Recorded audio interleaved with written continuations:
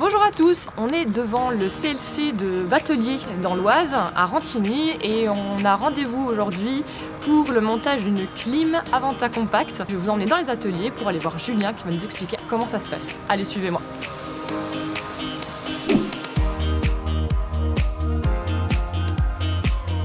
Bonjour Julien. Bonjour Pauline. On s'intéresse de près aujourd'hui au système Truma Aventa Compact, un système de climatisation qui est assez récent. Tout à fait. À qui ça s'adresse?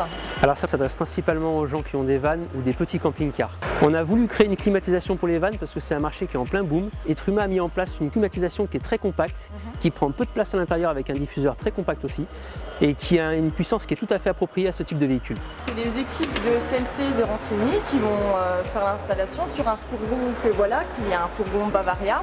Combien de temps ça prend à peu près de faire une installation? Alors il faut savoir que l'installation c'est pas une donnée fixe. Elle va vraiment dépendre du véhicule qu'on va avoir en face. Parce que si on est en face un van, un camping-car et suivant les équipements qu'il va avoir ou suivant comment il fait le toit, ça va vraiment jouer sur le temps de pause. Donc on ne peut pas vous donner un temps de pause prédéfini. Après il faut savoir quand même que Truma a développé un cadre spécial fourgon qui permet d'avoir une pause bien plus rapide que d'ordinaire. Et grâce à ce cadre, on assure une étanchéité parfaite du toit. Quelles vont être les grandes étapes de l'installation? Tout d'abord, il faut déterminer à quel endroit on va positionner la climatisation. Donc en général, s'il y a un lanterneau sur l'arrière, on vient la mettre à la place d'un lanterneau 40-40. Donc on démonte ce lanterneau. On nettoie le joint pour que ce soit parfait.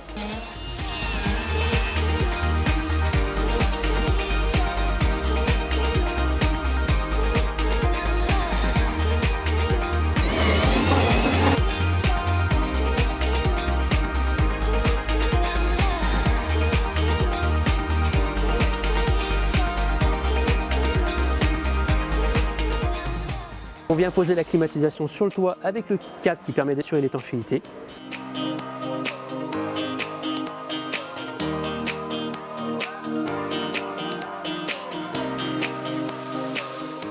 On vient ensuite verrouiller la clim par-dessous avec un jeu de plaques métalliques.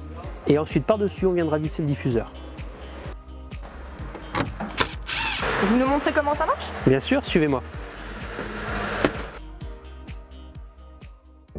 Donc on a deux possibilités pour pouvoir piloter l'Aventa Compact. On a soit à partir du panneau de commande CP+, où on peut simplement choisir d'activer le chauffage ici, la climatisation ici, ou on peut aussi sinon venir piloter la clim indépendamment par sa télécommande déportée. À savoir qu'on aura quelques fonctions supplémentaires avec la télécommande par rapport au panneau de contrôle. On va choisir la température avec ces deux boutons et le mode de fonctionnement. On va lui demander une température de consigne de 20 degrés et cette dernière touche permet de choisir la vitesse du ventilateur. Lorsqu'on active cette fonction, la ventilation va passer en mode nuit et on va énormément descendre la sonorité de la climatisation. Donc ça permet de pouvoir dormir bien plus confortablement. Est-ce qu'on a l'assurance d'avoir une ventilation, une climatisation dans toute la surface du véhicule? Oui.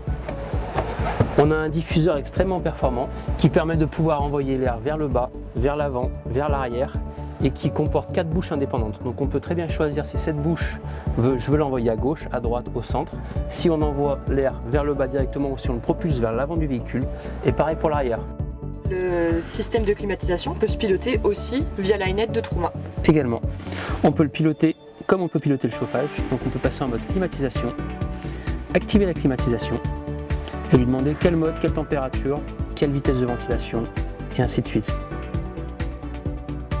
Donc ça a quel intérêt ça quand on a d'une part le panneau, la télécommande? C'est quoi la valeur ajoutée de l'iNet dans ces cas-là? La valeur ajoutée de l'iNet, ça va être premièrement, si on est dans notre lit et qu'on n'a pas envie de bouger le matin parce qu'il fait trop chaud, trop froid ou peu importe, on peut pré-régler tous les réglages. On se lève, l'eau est chaude pour l'évier, le véhicule est frais, tout est parfait. Ou on peut aussi le voir à plus longue distance. Imaginons qu'on laisse notre chien à l'intérieur du véhicule, il commence à faire chaud. l'iNet va envoyer un message sur votre téléphone par SMS pour vous dire attention, on a atteint telle température et à distance vous pouvez enclencher la climatisation ou gérer tous les paramètres. Combien ça vaut un système comme celui-ci? Alors il faut compter environ 2100 € plus les frais d'installation. À savoir que les frais d'installation dépendront vraiment du type de véhicule et de la complexité pour poser la climatisation dans votre véhicule. On peut avoir une fourchette d'installation? Je peux pas donner une fourchette parce que c'est vraiment aléatoire suivant le type de véhicule. Donc chaque utilisateur va aller voir avec son concessionnaire le Exactement. plus proche, estimer, Et à savoir que certains véhicules disposent d'un prééquipement câblage dans le toit. Donc si vous disposez déjà du câblage 230 volts pour alimenter votre climatiseur, le temps de pause sera forcément plus court que si vous ne le disposez pas. Et je peux pas vous donner une liste exhaustive de quels véhicules l'auront ou pas. D'accord. Eh ben merci pour ces explications. Mais je vous en prie. Voilà, une petite climatisation pour fourgon, van et petit camping-car. Donc, on espère que cette vidéo dans les coulisses de l'installation vous a plu. À bientôt!